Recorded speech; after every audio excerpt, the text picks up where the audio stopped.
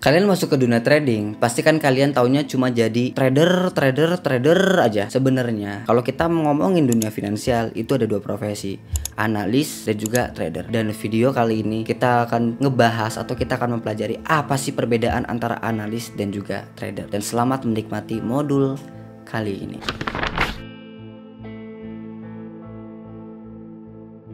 Banyak yang salah paham kalau misalkan analis itu juga trading, kalau trader itu juga harus bisa menganalisa market. Padahal ini dua profesi yang saling berhubungan tapi terpisah. Contohnya kalau analis, mereka itu tugasnya hanya menganalisa market aja dan mereka nggak trading. Kalau trader itu nggak menganalisa market, fokusnya eksekusi di market. Jadi kalau misalkan lu sering denger omongan atau lu ada pemikiran, kok di grup private community ini kok nggak menganalisa market ya? Kalau begitu gue bergantung ke sinyal dong, gue nggak jadi trader yang mandiri dong. Itu udah salah kaprah. Itu sama kayak lu nyebutin kalau seorang penyanyi nggak bisa bikin lagu, artinya dia bukan penyanyi yang profesional. Mereka bukan jadi penyanyi yang mandiri. Padahal nggak begitu. Sama kalau di dunia keuangan, analis dan trader itu adalah dua profesi yang berbeda tapi saling berhubungan. Kalau lu pengen jadi trader, lu nggak perlu pusing-pusingin untuk menganalisa market. Itu tugas analis. Terkecuali kalau lu mau jadi analis, hukumnya wajib. Kalau lu harus bisa menganalisa market,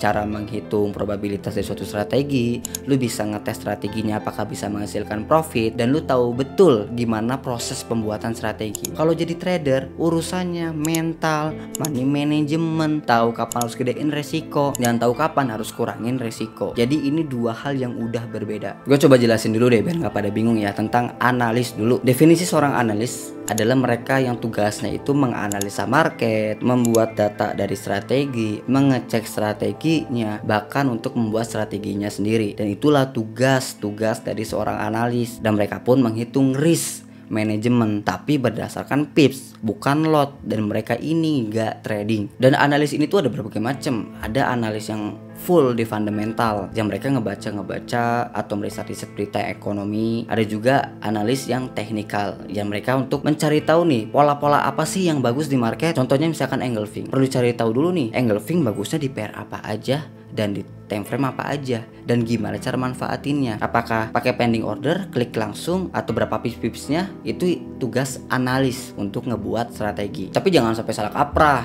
Oh berarti analis itu gak ini dong, gak jago dong, soalnya mereka gak trading. Hey, analis itu adalah orang terdepan yang menganalisa market. Bahkan institusi besar kayak Goldman Sachs, JP Morgan, kalau misalkan lo tahu Citibank, itu bank-bank besar, itu punya analisnya sendiri, profesional analis yang tugasnya rekomendasi analisa buat para tradernya. Ada lagi kalau lo tahu Bloomberg, mereka pun punya analis-analis yang mengasihkan hasil analisa para analis ke para investor atau para trader. Dan berlangganannya pun itu nggak murah loh untuk mendapat analisa dari seorang analis. Kalau misalkan lo tahu hedge fund kayak perusahaan-perusahaan trading gitu, kayak Jam Trading, terus apalagi ya, kayak Bridgewater Associates, itu mereka punya tim analisnya sendiri juga. Dan mereka nggak menggabungkan nih kalau analis harus trading, bener-bener fokus untuk menganalisa market aja. Jadi kalau misalkan analis itu mentalitas untuk menganalisa market, untuk membuat strategi, membuat laporan, membuat analisa, ngasih informasi lah buat para investor dan juga para trader. Jadi kalau misalkan kita ikutin seorang analis yang benar-benar profesional ya, mereka pun punya portofolio dari hasil analisa mereka, dan mereka bahkan dilarang untuk trading karena ada di bawah aturan ketat tertentu yang analis nggak boleh trading untuk apa? Menjaga beban mental. Jadi analisa mereka itu bener-bener tajam, bener-bener objektif, bener-bener fokus, tanpa terbebani oleh beban mental harus kehilangan uang. Jadi analisanya itu jauh lebih mantap karena mereka nggak trading, mereka bener-bener untuk menganalisa market dan untuk membuat data, ngasih informasi ke para trader dan investor. Sekarang kita masuk nih, kita kan pengen jadi seorang trader kan, kita pengen jadi orang yang bisa hidup dari trading, yang eksekusi di market, pakai modal, pakai duit. Kalau tugas dari seorang trader itu jelas banget, mengeksekusi di market hasil dari analisa si analis ini. Dan analis yang gue pilih pun pun kan bukan analis abal-abal, itu analis yang jelas punya portofolio dan mereka pun tercatat dengan rapi hasilnya. Kapan di saat mereka profit besar, kapan di saat mereka profit kecil, resikonya seberapa besar, analisa dari analisnya. Dan tugas kita sebagai trader adalah untuk mengeksekusi market. Yang kedua juga, tugas kita itu untuk mengatur money management kita. Harus pakai berapa lot ya, kalau modal gua sekian, harus pakai margin use atau risk per trade ya, kapan gua compounding ya, kapan gua harus kecilin resiko ya. Itulah tugas kita. Dan yang ketiganya ada risk management. Jadi money management dengan risk management itu dua hal yang berbeda. Contoh, gua nggak mau sampai 5 trade lebih berjalan bersamaan. Kenapa? Karena udah melebihi dari batasan loss gua per bulan. Itu risk management. Dan tugas kita atau kita pun harus menguasai skill-skill di situ. Aduh, tapi kan itu teori yang gampang. Yes, gampang. Coba praktekin. Nyatanya lulus sendiri masih belum bisa disiplin.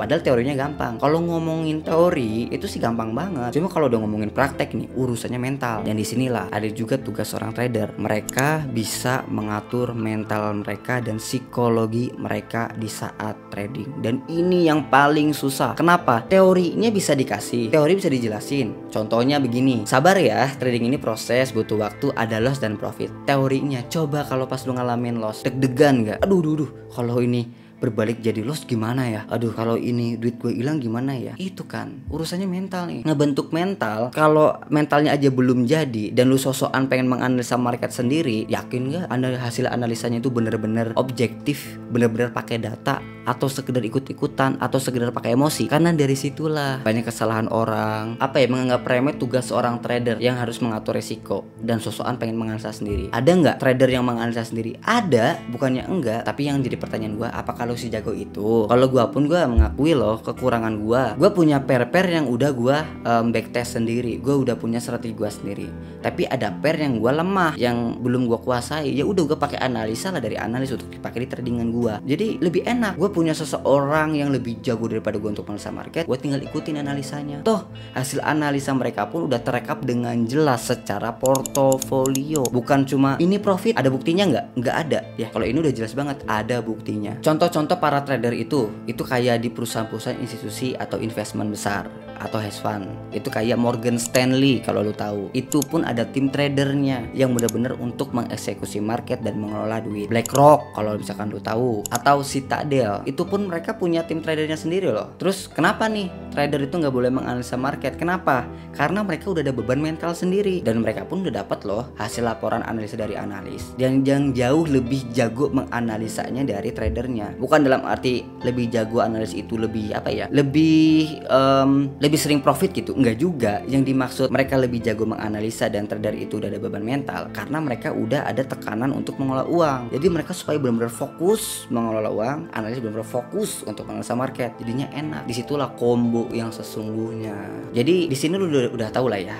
Oke, ternyata ada dua profesi ya di dunia keuangan. Ada analis, ada juga trader. Sebenarnya ada sih, ada satu lagi. Cuma itu nggak perlu dijelasin juga. Yang penting kan di sini tujuan lu sebagai trader. Jadi ya udah, untuk analis itu tugas untuk menganalisa market. Untuk trader kayak kita ini tugasnya untuk eksekusi market, menjaga keuangan, disiplin tradingannya, dan juga untuk selalu bisa menjaga mentalnya di saat proses trading ini sendiri. Gue harap dengan bahasa penyampaian gue ini lu jauh lebih ngerti, jauh lebih gampang ditelan. Karena gue kalau ngerinya gue sampein begini lu nggak paham apa maksud gue. Gue pun ngerinya, gue apa yang gue sampein ini pakai bahasa-bahasa yang terlalu terlalu sosokan keren gitu. Karena tujuan gue pengen lu paham apa yang gue sampein di sini, benar-benar ngerti dan benar-benar mudah dan gampang dicerna. Jadi kalau lu masih belum paham, biasa ulang lagi dan sampai jumpa di modul berikutnya.